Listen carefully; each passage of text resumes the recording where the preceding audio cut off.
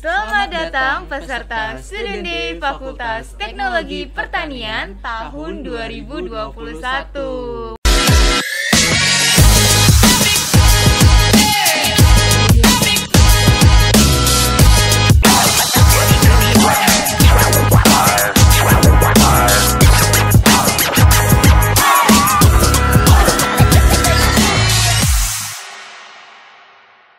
Wah, seneng banget nih Kak, finally sekarang kita ada di episode perdana dari Ngomen, Ngobrol Bareng Mentor. Nah, mungkin sekedar informasi juga nih buat teman-teman. Jadi di sini kita bukan bermaksud untuk menggurui ya. Jadi di sini mungkin kita agak sharing-sharing aja untuk teman-teman semua. Karena kebetulan di sini kita dapat kesempatan lebih awal untuk merasakan bagaimana rasanya menjadi seorang mahasiswa.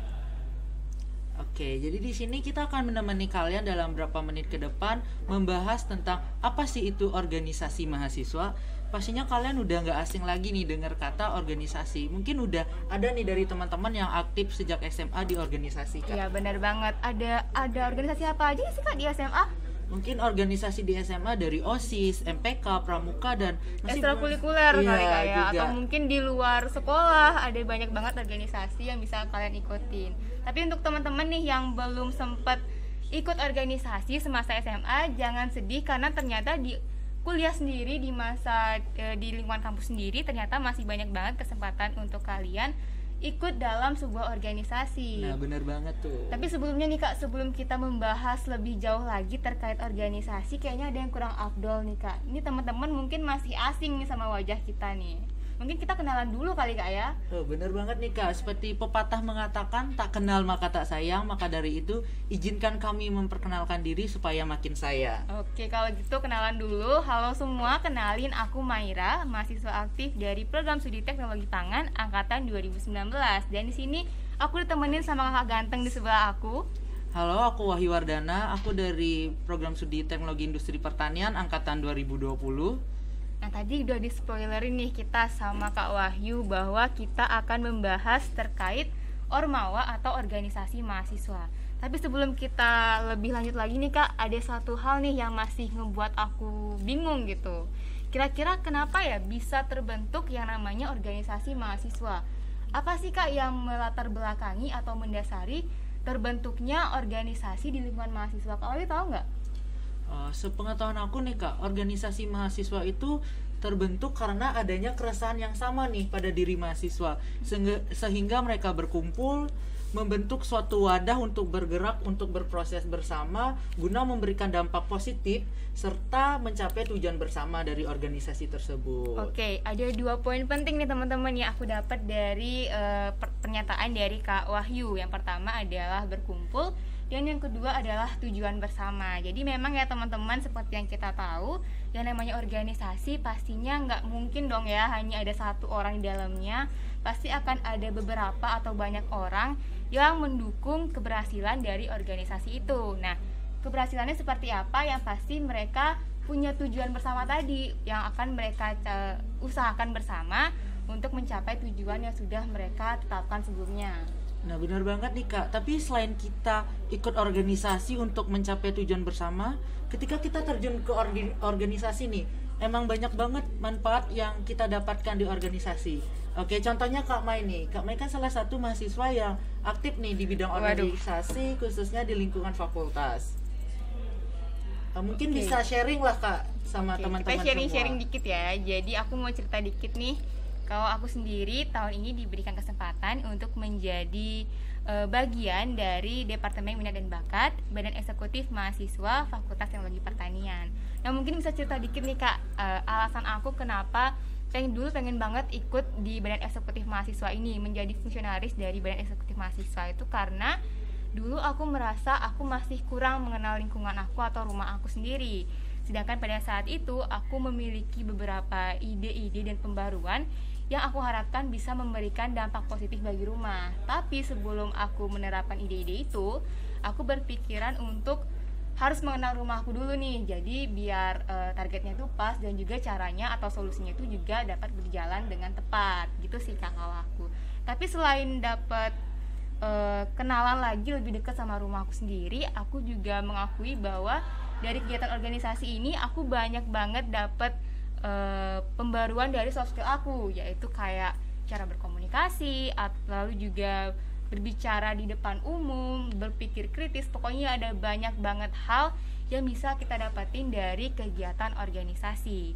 Nah, dengar-dengar nih nggak kalah dari yang aku sebutin, ternyata Kak Wahyu ini juga aktif di bidang organisasi, terutama itu di lingkungan universitas ya Kak. Mungkin ini ruang lingkupnya lebih besar teman-teman, jadi mungkin Kak Wahyu punya hal-hal tersendiri yang mungkin Kak Wahyu bisa bagi sekarang, apa aja sih benefit yang Kak dapat selama mengikuti kegiatan organisasi.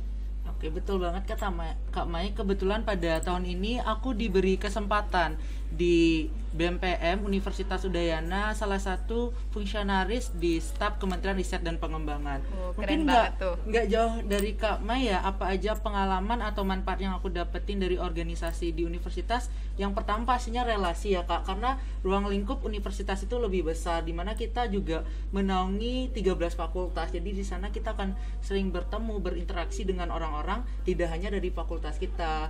Habis itu kita juga sering membuat forum diskusi, sehingga itu juga menambah wawasan.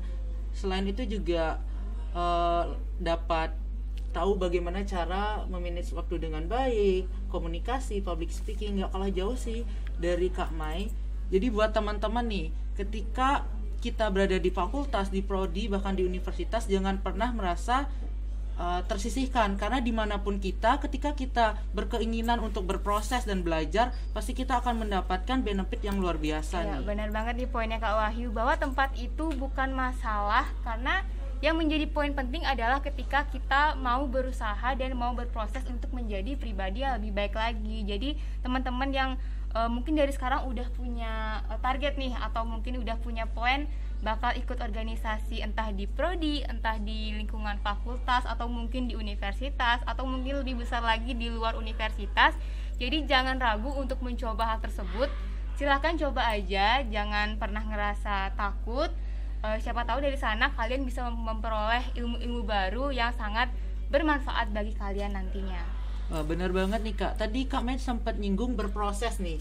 Namanya juga kita berproses, pasti kita akan dibenturkan dengan banyak hal nih. Salah satunya hambatan. Mungkin Kak Mai bisa sharing-sharing lah, apa sih hambatan Kak Mai selama ada di organisasi seperti itu Kak? Oke, hambatan apa yang sering aku temuin? Mungkin ini real juga ya sama teman-teman, karena ini lumayan banyak banget yang punya permasalahan ini, yaitu dari segi time management nih. Jujur aku pribadi dari dulu itu orang yang susah banget mengatur waktu, dan juga satu poin penting adalah aku belum bisa mengatur apa yang menjadi prioritas aku. Jadi itu dasar banget teman-teman, apalagi kita sudah menjadi seorang mahasiswa, dan apabila kita sudah memutuskan untuk bergabung dalam sebuah organisasi, tentu kita juga harus pintar nih ngatur waktu, entah dari segi akademik, dari segi organisasi, dan kegiatan-kegiatan kita yang lain, agar semuanya bisa berjalan dengan optimal. Nah, mungkin dari Kak Wahyu nih, ada nggak sih hambatan yang Kak Wahyu rasain, apalagi tadi Kak Wahyu bilang di universitas gitu, ruang lingkupnya lebih besar. Apa sih hambatan terbesar buat Kak Wahyu? Oke, mungkin untuk aku sendiri, untuk hambatannya itu ada di komunikasi ya. Dimana ketika aku pertama kali gabung ke organisasi itu, salah satunya hambatannya adalah di komunikasi. Seperti yang kita ketahui Kak, ketika kita terjun ke dunia organisasi, banyak kesempatan yang mengharuskan kita untuk tampil di depan umum nih. Ketika kita tidak menguasai komunikasi dengan baik, itu akan mengurangi rasa percaya diri Kak. Tapi itu nggak jadi halangan buat aku tetap belajar terus berlatih, sehingga aku mulai biasalah public speaking, berbicara depan umum. Karena juga dari pengalaman aku sendiri nih, aku rasa bahwa komunikasi adalah kunci dari keharmonisan di suatu organisasi. Ketika kita menguasai public speaking, itu akan mempermudahkan kita berkoordinasi dengan teman, dengan atasan. Jadi itu akan mencegah adanya miskomunikasi di dalam organisasi gitu. Ya, benar banget. Ini membuktikan ya bahwa apapun atau seberat apapun rintangan atau hambatan yang kita alami, ternyata kita masih bisa mencari jalan keluarnya, dan bahkan organisasi itu sendiri yang membukakan pintu bagaimana kita bisa mengatasi masalah yang ada. Nah, benar banget nih Kak. Lagi nih kita ke belakang, kita tadi kan sempat singgung berproses nih. Namanya juga berproses, pasti kita pernah ada di fase dimana kita ngerasa, aduh aku capek banget berorganisasi, aduh aku Jenuh mungkin ya, nah merasa seperti jenuh. itu. Mungkin Kak Mai ada solusi atau tips lah buat teman-teman teman-teman peserta Student Day untuk mengatasi hal tersebut gitu. Ya, mungkin pertama perlu diingat ya teman-teman, kalian juga harus punya prinsip ini bahwa jenuh itu hal yang wajar, hal yang umum banget dan pasti dirasain oleh semua orang. Ya, terutama dari segi organisasi, mungkin kita sering ngerasa jenuh nih. Kenapa pekerjaannya itu aja atau ketemu orang-orang itu aja. Nah, kalau dari aku pribadi, biasanya ketika aku merasa jenuh, aku akan mengambil waktu sendiri dulu, kemudian aku akan mikirin lagi nih, kita flashback lagi kira-kira apa sih yang menjadi spirit awal aku dan tujuan awal aku, dan alasan kenapa juga aku mau bergabung di organisasi. Nah, jadi kurang lebih selama aku introspeksi diri, aku juga mikirin kayak udah kesampaian belum nih target aku, kayak gitu kan. Nah, kurang lebih karena aku ingat lagi nih awal-awal apa yang membuat aku semangat mengikuti organisasi. Nah, pelan-pelan semangat itu akan muncul lagi. Jadi penting banget ketika kalian ngerasa jenuh itu kalian cari waktu sendiri dulu, terus kalian ingat-ingat lagi nih apa yang membuat kalian semangat, dan pelan-pelan aku yakin kalian pasti bakal nemuin jalan keluarnya. Itu sih kalau tips and trick dari aku. Mungkin dari Kak Wahyu punya tips and trick lain?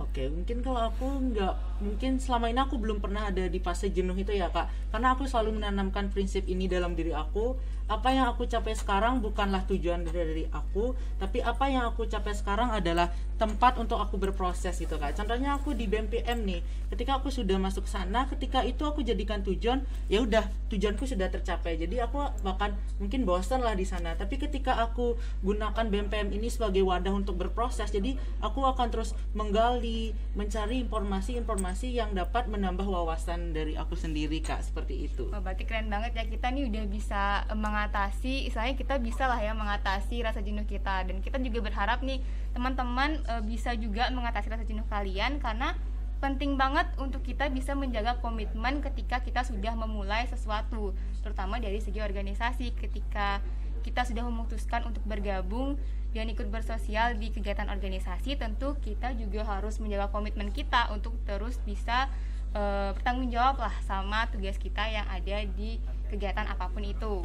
Iya, kita kembali lagi ke tanggung jawab ya. Ada tanggung jawab yang harus kita jaga, dan komitmen juga nih. Oke, tadi kita udah bahas pengalaman kita nih. Sekarang kita lebih mengkerucut lagi Kak ke lingkungan fakultas. Mungkin di sini kita kasih tahu aja nih teman-teman, apa aja sih lembaga-lembaga yang ada di lingkungan Fakultas Teknologi Pertanian. Oke, mungkin teman-teman di sini juga karena banyak mahasiswa baru kan nih, belum banyak yang tahu mungkin lembaga-lembaga apa saja yang ada di lingkungan Fakultas Teknologi Pertanian.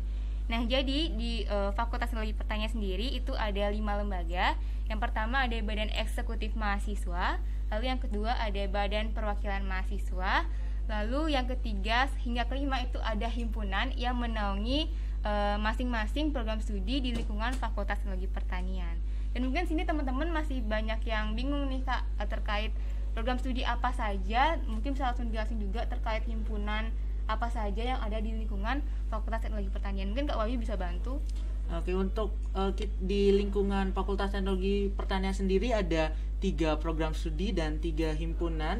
Yang pertama itu ada dari program studi Teknologi Pangan, itu ada Himatepa. Dari program studi Teknologi Industri Pertanian itu ada Himatetri, dan dari Teknik Pertanian dan Biosistem itu ada Himateta. Seperti itu Kak. Ya, mungkin juga teman-teman ini masih bingung nih, ini ada 5 lembaga yang kita sebutin. Mungkin teman-teman juga masih bingung apa sih yang membedakan dari kelima lembaga ini. Mungkin kalau Yu bisa bantu jelasin. Oke, mungkin untuk BEM dan himpunan itu merupakan lembaga yang menaungi atau mewadahi mahasiswa untuk berkreativitas, untuk meningkatkan soft skill, hard skill dari program kerja yang sudah disusun nih sebelumnya Kak. Oke. Jadi dari BEM sendiri dan juga di himpunan ada banyak proker-proker ya yang tentunya bertujuan untuk membantu mengembangkan soft skill dan juga hard skill dari mahasiswa Fakultas Teknologi Pertanian. Nah, bener banget nih. Untuk BPM menurut kakak gimana nih? Apa sih yang membedakan dari himpunan dan juga BEM? Oke, kalau setahu aku nih ya, dari Badan Perwakilan Mahasiswa sendiri itu mempunyai tugas sebagai mengawasi proker-proker yang sudah dijalankan oleh BEM dan juga himpunan. Jadi kurang lebih ada 3 hal di sini yang diawasi oleh Badan Perwakilan Mahasiswa, yaitu dari segi budgeting, dari segi administrasi, dan juga dari segi pelaksanaan kegiatan. Kurang lebih itu nih yang membedakan antara Badan Perwakilan Mahasiswa dan badan-badan yang lain yang ada di Fakultas Teknologi Pertanian.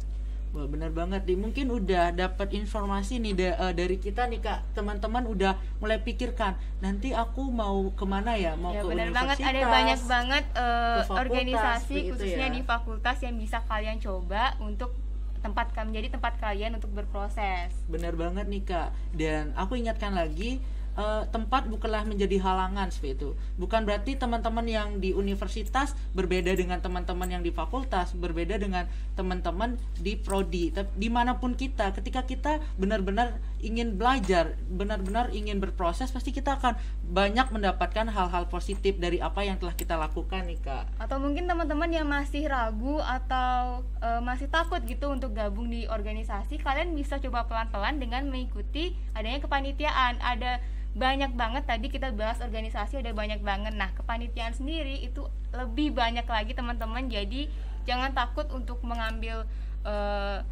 keputusan dan juga kegiatan-kegiatan yang ternyata bisa membawa pengaruh baik untuk diri kita gitu. Jangan pernah takut untuk mencoba dan jangan pernah takut untuk gagal. Ya benar banget, karena gagal itu, ini aku punya kata-kata bagus nih Kak. Tidak ada kenyamanan di zona pertumbuhan dan tidak ada pertumbuhan di zona nyaman. Wow, keren banget nih. Tapi nggak kerasa nih Kak, kita udah ada di penghujung sesi aja Ya, nih. sayang banget nih. Tapi teman-teman jangan khawatir, karena nanti kita akan ada sesi-sesi selanjutnya yang akan membahas kegiatan-kegiatan seputar mahasiswa yang tentunya nggak kalah menarik nih Iya, Kak. pastinya nggak kalah menarik nih. Tapi buat teman-teman juga jangan pernah merasa takut ataupun bersedih nih karena sesi organisasi udah mau berakhir. Karena buat teman-teman yang masih memiliki pertanyaan seputar organisasi, bisa banget nih nulisin pertanyaannya di kolom komentar nih Kak. Ya, atau mungkin kalian juga bisa mengisi Google Form yang sudah tertera di link, di box description. Mungkin itu aja yang bisa kita sampaikan. Semoga apa yang kita sampaikan tadi itu bisa memberikan gambaran lah ya ke teman-teman peserta. Karena kebetulan kita saat ini seperti yang kita tahu ini lagi masa pandemi nih Kak, jadi nggak serba bisa, online nih. ya bener banget, nggak bisa ketemu langsung, dan teman-teman juga belum punya bayangan mungkin terkait kampus kita. Jadi mungkin harapan kita juga semoga penjelasan kita tadi itu bisa memberikan gambaran kurang lebih terkait kegiatan kemahasiswaan kurang lebih di bidang organisasi. Nah, benar banget nih. Walaupun kegiatannya dilaksanakan secara online, aku harap esensi dari kegiatan ini dapat teman-teman rasakan ya. Di sini aku juga mau infoin lagi kalau kita di sini bukan niat untuk menggurui, merasa sudah pintar, tidak. Di sini kita hanya sharing saja, ngobrol santai bersama teman-teman, berbagi seputaran apa yang sudah pernah kita rasakan nih selama Ya, di bener banget. organisasi. Dan Seperti mungkin itu. aja beberapa tahun, 1 tahun lagi atau beberapa tahun lagi kalian yang akan menggantikan kita di sini mendampingi adik-adik kalian nanti. Oke, jadi makasih banyak buat teman-teman yang sudah menyempatkan waktunya nih untuk menonton dan juga mendengarkan podcast dari kita. Aku mewakili Kak Mai memohon maaf apabila ada kata-kata yang kurang berkenan di hati teman-teman selama kami memandu podcast pada hari ini. Aku Wahyu. Dan aku Maira. Sampai bertemu di ngomen sesi selanjutnya.